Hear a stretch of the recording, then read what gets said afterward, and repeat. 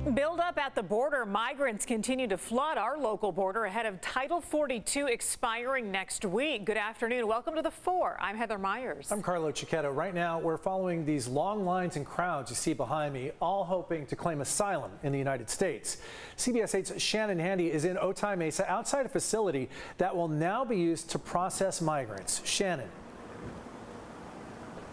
Carlo and Heather, this facility was constructed back in January using white tents, and back then we were told that the migrants being processed here were those who are already in Border Patrol custody, but we just confirmed today that this facility will now be used to process those migrants who are waiting for Title 42 to expire, and there are a lot of them. Today, just driving along the border wall, my photographer and I encountered several on the other side, many of whom told us they were hungry. You're trying to find food? But I saw his man 2 days without eating. 2 days without eating?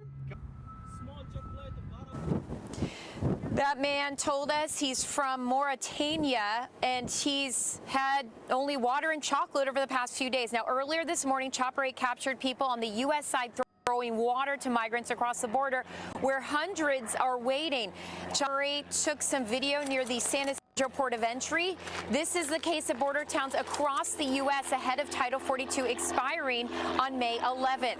Title 42 is a COVID-era policy that restricts migrants from entering the U.S. due to public health risks, regardless of whether or not they are seeking asylum. When that ends, Title 8 will take over. Title 8 allows migrants to seek asylum at the border, allowing many of them to actually wait in the U.S. until their cases can be heard, and that's why you're seeing so many people lined up now. Now, I spoke with an 18-year-old from Colombia who said he's escaping violence in Colombia and is willing to wait as long as it takes to get into the U.S. Se espera lo necesario, lo que tenga que esperar para poder pasar. And back at her live, keep in mind, in order to seek asylum, someone has to prove their case, which can be tough to do. So a lot of these people that we're showing you waiting on the other side of the border, they're going to come in and they may be turned away right away. In the meantime, extra resources are being set in to deal with this influx of migrants. 1,500 National Guard troops are being deployed at border towns across the U.S. because of what we're seeing right here, just minutes from San Diego. Yeah, most border communities dealing with the same thing. Shannon, is there any possibility that Title 42 will get extended?